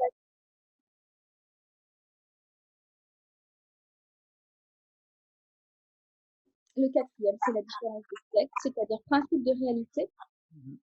Je suis limitée. C'est Freud, hein, parce que tous les gens maintenant qui nous revendiquent la sexualisation des enfants citent Freud sans l'avoir lu, mais c'est quand même Freud qui dit bien que le paranoïaque se prend pour homme et femme à la fois. Et il y a une castration nécessaire pour acquérir l'altérité. L'altérité, c'est quoi? C'est je ne suis pas autosuffisant. Je ne suis pas tout. Je suis limitée et il y a un autre qui existe et qui est radicalement autre que moi. Et il va falloir, et qui est même peut-être complémentaire sur certains aspects, et il va falloir que je fasse un chemin pour intégrer cette altérité. Chemin que d'ailleurs on devrait faire au niveau de notre rapport au virus. Hein, c'est-à-dire qu'est-ce que c'est, est-ce que c'est si étranger à nous, qu'est-ce que c'est que cet étranger à nous, etc. C'est-à-dire que la pensée de la xénophobie, elle peut exister dans plein de domaines. Hein. C'est-à-dire que la pensée xénophobe, c'est je refuse que l'étranger ait quelque chose à voir avec moi. Et dans l'altérité, c'est le contraire. C'est l'étranger a quelque chose d'universel qui a à voir avec moi. Voilà. Et du coup, de penser les choses comme ça, effectivement, ça humanise considérablement. Donc tout ça, ce sont des remparts. Alors, qu'est-ce qu'on peut faire? Eh bien, à son niveau, moi, j'ai envie de dire qu'il n'y a pas de modèle type, c'est-à-dire que précisément, euh, ce qui fait résistance au totalitarisme, qui est la négation absolue de la liberté, comme le disait Hannah Arendt, c'est la revendication de la liberté. Mais la liberté, c'est quoi? C'est d'abord la liberté de l'esprit, c'est la vie de l'esprit. C'est-à-dire qu'on peut faire une revendication de liberté en étant en prison, parce que c'est finalement ne pas abdiquer euh, ni moralement, ni émotionnellement, ni spirituellement à, euh, à, ce, à ce qui fait notre conception et notre valorisation de l'humanité. Donc, ça peut se faire de plein de façons possibles, mais il est clair que cette stratégie euh, en tout cas, l'opposition frontale ne donne pas de résultat. Le cumul de plein de petits grains de sable qui ne se sont pas concertés entre eux, qui sont sur des petites actions locales, ça fait trembler le système totalitaire. Parce qu'il ne peut pas contrôler. Parce que c'est quelque chose qui est imprévu, qui n'a pas. Et c'est d'ailleurs ce qui, à mon avis, fonde l'ambition totalement déraisonnable, et encore une fois vouée à l'échec, parce qu'on ne peut pas contrôler le vivant. Il y a un paradigme de base, c'est comme éradiquer le virus, contrôler le vivant, bon courage. Hein. Au bout d'un moment, vous pouvez mettre des digues et des digues et des digues sur de l'eau. À un moment donné, elle passera quand même. ça rentre Et c'est là pas ni qu'il y dans a les un, ni dans les algorithmes. Et d'ailleurs, à ce sujet, ça m'évoque et je trouve ça très parlant et drôle, puisque tu parles de créativité, en fait, d'appel du vivant, de tout ce qui fait de nous ontologiquement, c'est-à-dire dans le sens des êtres humains et humbles. Hein, tu parlais du mus tout à l'heure. Euh, en ce qui concerne le traçage de la population, j'ai vu qu'il y a tout un mouvement en Angleterre de gens qui se maquillent et qui, dès lors, ne sont pas reconnaissables avec. Donc, c'est très intéressant. Il y aura toujours, en fait, de la créativité et de l'art, peut-être pour nous permettre de sauver notre peau, de nous réapproprier ce qui est bon et juste et de sortir de ce modèle qui, littéralement, écrase les êtres humains en faisant des numéros, des algorithmes, des statistiques qui, en plus, ne sont pas viables. Donc, tu parles de créativité, en fait, depuis tout à l'heure, de tout ce qui fait. Individuelle et elle peut être à tous les niveaux, encore une fois, et ça doit être selon son tempérament. Je crois qu'il faut se respecter dans sa nature et son tempérament et ce qui parle à soi-même. Hein. Bon, il est bien évident aussi que face au contrôle, tout ce qui va être famille, c'est très important également. De pouvoir songer ou travailler comme le font beaucoup depuis des années de façon silencieuse à conquérir euh, des formes d'autonomie me paraît nécessaire. Mais il y a plein de formes d'initiatives. C'est un champ infini. C'est un champ infini. Mais très pragmatiquement, en effet, cette souveraineté, elle passe évidemment par une souveraineté à court, à moyen, à long terme, alimentaire, énergétique. C'est ce vers quoi, bien sûr, pouvoir Il y casser a aussi que la selon nos valeurs, ça passe inévitablement par là. Mais en effet, comme tu sembles le décrypter, le champ est extrêmement large et il ne se vit pas que alimentairement et énergétiquement, il se vit aussi sur ce qui fait sens en tant qu'être humain. Et oui, après, il y a la réponse, on va dire, c'est une réponse justement autonome et responsable, c'est-à-dire de quoi voulons-nous répondre pour nos enfants, qu'est-ce qui fait le plus sens pour nous, parce qu'à un moment donné, il faut choisir aussi, il y a des choses dont on doit choisir, qu'est-ce qui est le plus juste pour nous, et aussi qu'est-ce qui fait le plus sens, et de quoi suis-je capable? C'est-à-dire, je pense que c'est très important aussi de ne pas, encore une fois, se faire tyranniser par des idéaux inatteignable. La politique des petits pas au quotidien est quelque chose de très important, de passer dans de l'action est très important, mais encore une fois, dans de l'action sans attendre, de façon soumise, des chefs, des leaders qui de toute façon ne font que reproduire vraisemblablement dans le contexte totalitaire des procédés totalitaires. Et donc, méfions-nous aussi des endoctrinements sectaires. Il y en a beaucoup en ce moment sur Internet dans la dite résistance. Voilà, il y a aussi autre chose qui me paraît très important, c'est aussi le faire témoignage. Je crois que le système totalitaire, il abrase l'intime. Bien sûr, c'est ce qu'il souhaite supprimer. Et c'est le grand philosophe du droit, hein, Hegel, qui nous avait bien parlé que la vie de l'esprit, elle est dans l'intime. Donc l'intime, c'est très important, c'est ce que veut s'approprier la paranoïa, c'est l'intime, c'est-à-dire abraser la totale différence entre soi et l'autre. Qu'est-ce qui fait différence entre nous? C'est que nous avons des vécus intimes différents. Donc, faire témoignage, c'est parler de son expérience intime dans le champ totalitaire, c'est-à-dire remettre l'humain au cœur de l'expérience totalitaire. Et même s'il y a des choses qui ne servent pas aujourd'hui, elles pourront servir plus tard. Hein, je parlais de Victor Klemperer. Et encore une fois, si nous sommes des êtres d'esprit, nous ne sommes plus sur une aspiration d'éternité spirituelle que d'immortalité matérielle. Hein, nous avons bien compris que notre corps il est voué à un moment donné à disparaître et c'est ce qui fait la finitude de notre expérience sur Terre. Mais cette histoire du témoignage, donc Victor Klemperer, par exemple, il a témoigné, mais personne ne l'a lu pendant le nazisme. C'est quelque chose qui est paru après. Solzhenitsyn, c'est pareil. Et donc, il dit même Solzhenitsyn qu'à un moment donné, il ne voulait pas publier pour préserver encore les vivants. Mais bon, à un moment donné, ils lui ont pris ses cahiers politiques, etc. Donc, il a été obligé de publier. Mais il y a, ce ne sont pas des expériences vaines. Au contraire, tout ce qui est vie de l'esprit, vie de l'art, vie intellectuelle, c'est même assez fondamental euh, face à la réduction que veut faire le système totalitaire dont il nous a bien montré de quoi il s'agit. C'est une réduction à des besoins physiologiques et à un corps sans esprit. Voilà. La culture, donc, pour sauver notre peau face à ces mécanismes extrêmement pervers de marchandisation du vivant, hein, puisqu'on est en fait dans la loi du tout argent. Et On est dans la régression effectivement sur le trafic d'êtres humains. Et je ne comprends pas. Donc moi, je suis née dans une culture de gauche. J'ai envie de dire que je crois que le politique de la gauche a complètement trahi le peuple sur la question de la marchandisation des corps. Et on le voit très bien dans la défense des droits sexuels et reproductifs. C'est quoi derrière? C'est la vente achat de bébés, c'est la location des ventres des femmes pauvres, donc la négation totale de la subjectivité du bébé, d'une mère, de la fratrie de l'enfant à qui il va être arraché, etc.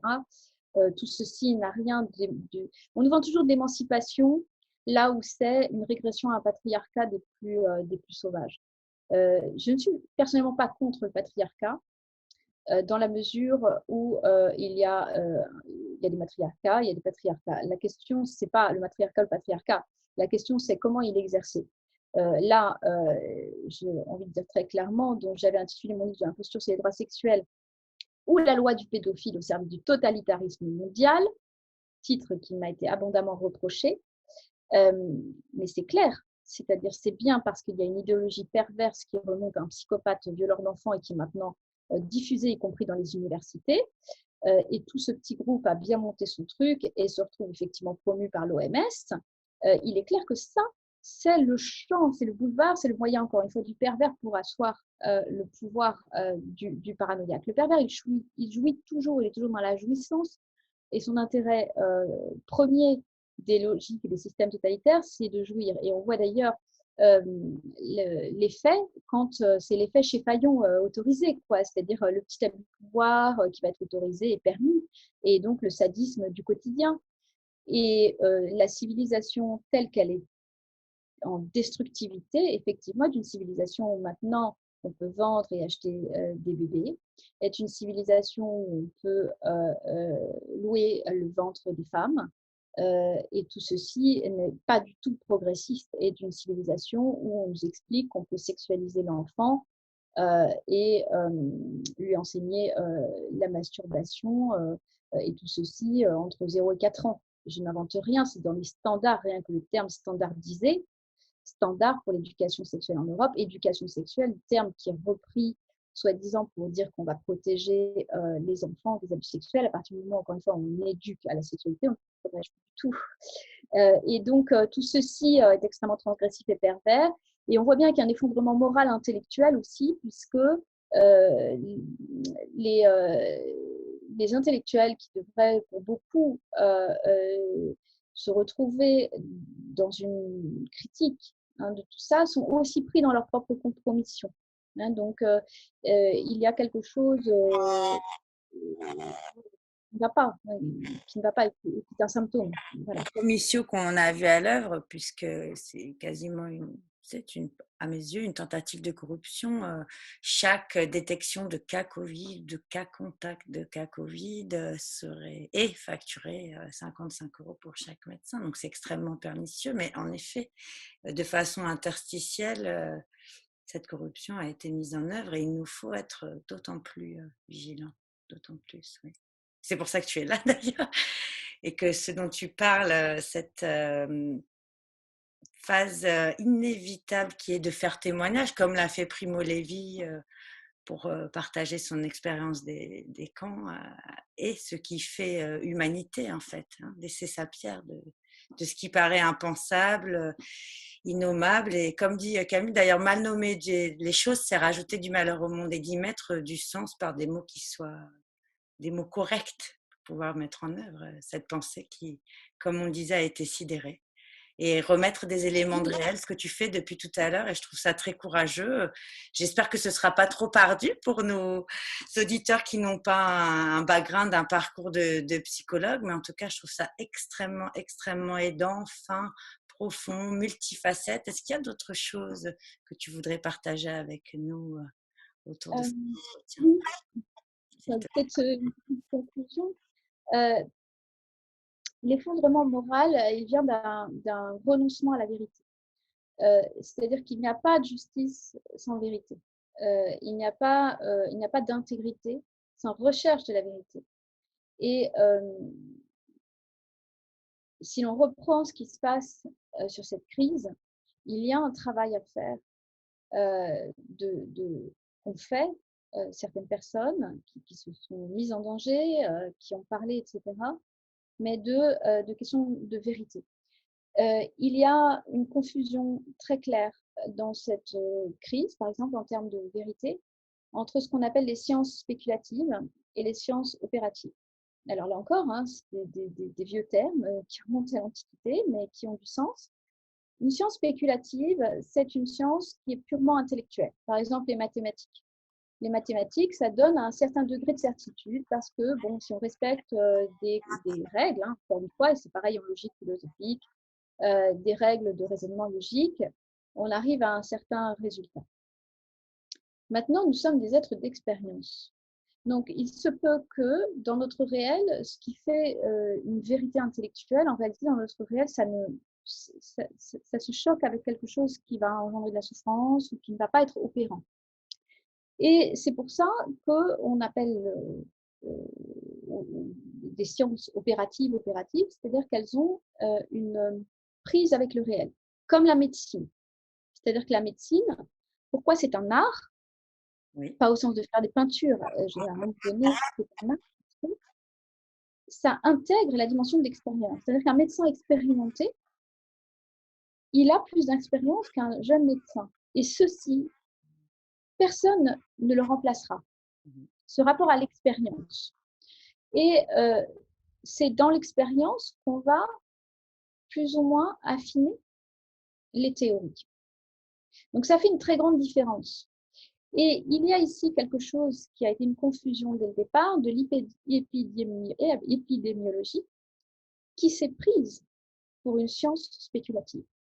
C'est-à-dire, elle a cru qu'elle pouvait faire comme les mathématiques, faire du déterminisme sur du vivant, pronostiquer des centaines de milliers de morts sur le vivant, en éliminant finalement la nécessité de la science opérative. Qu'est-ce que c'est la science opérative de la médecine?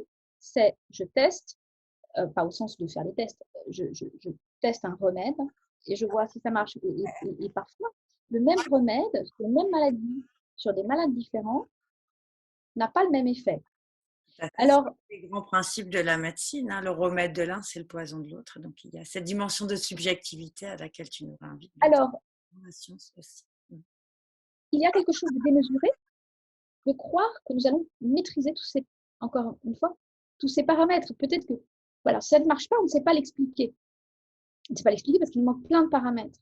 Mais il y a quelque chose de démesuré de croire que nous allons un jour pouvoir maîtriser tous les paramètres du vivant et sans avoir recours à l'expérience. Voilà. Et c'est cette abolition du recours à l'expérience dès le départ, dans les premiers principes de la prétention de certains, parce que pas tous, certains épidémiologistes qui ont bien sûr ont à minima obtenu une oreille complaisante de l'opportunisme politique, bien sûr, mais il y a une confusion totale et quelque chose de très dangereux de se prendre pour ce qu'on n'est pas, c'est-à-dire d'évacuer le champ de l'expérience et aussi le champ du réel, tout simplement. Voilà. Merveilleux, c'est beau de finir, je trouve, bien sûr, cette compréhension de la crise. Qu'est-ce que veut dire d'ailleurs crise en grec? Tu pourrais nous le dire peut-être pour aller un tout petit peu plus encore en avant, mais cette compréhension de la crise sur, en effet, l'instrumentalisation du savoir, de ce qu'on appelle science, sans vraiment comprendre ce qu'est la science. Donc, merci de nous offrir cet éclairage aussi, enfin, et peut-être pour finir, mieux comprendre ce qu'est une crise, puisque nous traversons une crise. Donc, quel serait le mot de la fin autour de ça? Puis, ça vient du grec ancien philon, qui veut dire discerner. C'est un moment du discernement. D'ailleurs, c'est l'étymologie du mot discriminer, hein, qui aujourd'hui, qu'on n'a plus le droit d'employer parce qu'il est confondu avec le terme stigmatisé. Alors, discriminer est absolument essentiel. Discriminer, ça veut dire on va essayer de discerner ce qui se passe et justement de sortir de la confusion, de dire bon ben voilà, ça c'est blanc, ça c'est bleu, ça c'est jaune, etc., etc. Un enfant n'est pas un adulte. Et aujourd'hui, il y a une confusion entre, qui est d'ailleurs très totalitaire, entre l'égalité de droit qui nous est complètement supprimée et l'égalité de fait. C'est-à-dire, on va faire comme si tout le monde était pareil. Et le fait de faire comme si tout le monde était pareil, c'est un profond manque de discrimination, pour le coup, au sens de distinguer, euh, discerner. Et traiter un enfant comme un adulte, c'est une maltraitance.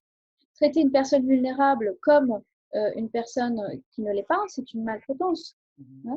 Et cette confusion, elle est aussi liée à ce fondement moral qui est d'abord, encore une fois, euh, un renoncement à une exigence de vérité. Mmh. Mmh. Mmh. C'est très inspirant et éclairant, je trouve, tout ce que tu as pris le temps de nous partager depuis la Colombie. Je suis en France et toi à l'autre bout de la planète. C'est quand même touchant aussi. C'est un des aspects positifs de la technique, hein, de l'évolution de la technique. On peut partager le savoir à des milliers de kilomètres l'une et l'autre et échanger un petit peu plus en effet de discernement dans cette confusion que nous voyons à l'heure actuelle. J'espère vraiment que ce que tu as mis le temps de discerner au travers des cris et là de cette interview va permettre d'éclairer un petit peu mieux les enjeux et puis les positionnements des humains qui l'écouteront. Et puis par ricochet, peut-être qu'il y aura du partage et des prises de conscience qui seront fécondes pour nourrir la liberté intérieure, parce que tu as parlé beaucoup de ça aussi, hein, in fine. Mm. Autre Oui, chose? oui, oui. On peut parler très longtemps, hein, mais je crois qu'il y a des choses qui peuvent aider et des choses qui sont toxiques. Alors, le harcèlement, il se fonde toujours par un média. C'est-à-dire il y a un moyen par lequel on peut harceler les gens. Et en l'occurrence, je crois que les médias sont vecteurs aujourd'hui de quelque chose de très anxiogène. Il est important, s'il est important bien sûr de se tenir informé, il est important aussi de ne pas se laisser trop intoxiquer et de pouvoir revenir à son champ d'expérience de façon locale. Qui suis-je? Que puis-je faire? Quelle est ma puissance en fait? Ma capacité de création? Et non pas mon impuissance, c'est quelque chose que je vis comme monstrueux et sur lequel, effectivement, si on a pour ambition d'empêcher l'effondrement de civilisation ou si on a pour ambition de renverser le système totalitaire, c'est à l'échec hein, aujourd'hui, hein, je veux dire en tout cas tout seul. Donc, revenir à soi et être conscient que le, la liberté intérieure, elle se nourrit dans l'intime, elle se développe dans l'intime et elle peut se renforcer par des lectures, par finalement un autre rapport au temps que le temps totalitaire. Le temps totalitaire, c'est celui qui abrase le temps. Et de ce point de vue, les nouvelles technologies ont eu un effet tout à fait démultiplicateur, c'est-à-dire que le temps de l'intime, c'est le temps de la contemplation, où on est seul avec soi-même, où on prend le temps soit de réfléchir, soit de lire, soit de faire une activité musicale, soit ce que vous voulez, une peinture, ce que vous voulez, mais qui vous réinscrit ou qui nous réinscrit dans le temps du quotidien. Ça peut être faire son potager, ça va prendre du temps, parce que entre le moment où vous avez mis la petite graine, le moment où elle sort, et après, etc., c'est retrouver un rapport humain au temps. Ça me paraît extrêmement important. Et les stoïciens parlaient bien de la nécessité. Alors moi, je suis pas du tout favorable à tous les discours qui visent à vous dire ça va aller bien, vous inquiétez pas, pensée positive, etc. Moi, je pense qu'il est plus important de travailler à se renforcer quotidiennement, comme le ferait effectivement un guerrier qui est pris dans un état de siège, parce que nous sommes pris dans un état de siège, face à une folie qui dépasse même ceux qui l'ont mise en place. Et donc, comment est-ce qu'on fait pour résister, faire résistance, c'est-à-dire, encore une fois, faire valoir nos valeurs d'humain, notre liberté humaine, notre création humaine, ça va nécessiter un renfort. Et se renforcer, c'est se renforcer sur à minima les 4 plans qui nous constituent, c'est-à-dire le plan physique, le plan émotionnel, le plan mental et le plan spirituel. Et ça, c'est lié à chacun, c'est-à-dire physiquement, il y en a qui vont dire bah, moi je fais du yoga, je fais de la respiration, ça me calme, je retrouve mon bien-être intérieur, etc. Les stoïciens insistaient beaucoup sur le fait de se calmer émotionnellement. C'est-à-dire quand on voit une tempête émotionnelle, il faut être en capacité de l'identifier et essayer de calmer ces mouvements-là, parce qu'encore une fois, ça ne peut pas être l'émotion qui guide notre véhicule. Ça doit être vraiment quelque chose avec lequel on est en accord. Et des fois, émotionnellement, par exemple, une énorme colère, ça explose et en fait, après, on la regrette. Et je crois que tout ce travail aussi de réussir à mettre à distance des émotions quand elles deviennent trop importantes, pouvoir avoir une liste de choses pour ne pas se laisser engloutir dans l'impuissance, de choses à faire, dans l'impuissance ou dans l'angoisse, identifier ça assez rapidement. Ce sont des petits pas, mais c'est bien le cumul de petits pas qui va donner des résultats. Et si on se met un idéal tyrannique de grande ambition, on n'y arrivera jamais. Et en même temps, où est-ce qu'on doit arriver? Parce qu'on va arriver où est-ce qu'on doit arriver, de mon point de vue. Donc, on n'empêchera pas cet effondrement, mais on doit arriver à rester le plus en accord possible, à préserver au maximum sa santé mentale et le plus en accord possible avec ses valeurs de défense du vivant et de l'être humain en tant qu'il est un être vivant, c'est-à-dire aussi ressentant, euh, avec des aspirations et des désirs. Hein. Et finalement, aujourd'hui, on a une confusion entre le besoin et le désir. Le désir, étymologiquement, c'est le fait de regarder les étoiles. Hein. Donc, ça n'a rien à voir avec le besoin pulsionnel. C'est quelque chose de l'ordre de la haute aspiration. Et je crois que tout ça, c'est très important de le penser en tant que renfort. Comment je me renforce quotidiennement. Parce que je ne crois pas que ça va aller mieux. Donc, ce qui va aller mieux, c'est nous, la capacité à devenir de plus en plus, justement, résistants au sens propre. Merci. Oui, oui, oui. Face à cet état de siège que tu décrivais qui est nécessaire, comment réentrer en lien avec ce qui fait de nous des êtres essentiels et ce qui nous compose dans cette essence d'être humain. Ouais. Bon, quel trajet hein, de ton parcours d'enfance qui t'a permis de décrypter la manipulation à ce que tu partages avec nous aujourd'hui et ce qui fait essence. C'est en effet délicat parce qu'il peut être reproché aux gens qui regardent l'ombre de devenir des êtres ténébreux. Or, pas du tout. Ce à quoi tu nous appelles, c'est une transformation intérieure. Il n'y a rien de négatif dans ce que tu partages. Oui, et de là où on est avec les moyens qu'on a. Mmh. Là où on est avec les moyens qu'on a. Bon, autre chose? C'est pas mal. Écoute, merci énormément. J'espère que nous aurons l'occasion à nouveau d'échanger via caméra interposée à des milliers de kilomètres. Et puis, donc, à préciser, normalement, un échange devrait paraître dans le Nexus à venir sur justement les processus en œuvre et la façon dont on peut y faire réentrer du vivant. Mm, mm, mm. Merci, merci Ariane, merci beaucoup. Merci Caroline, merci aux auditeurs, aux téléspectateurs, je sais pas comment on dit.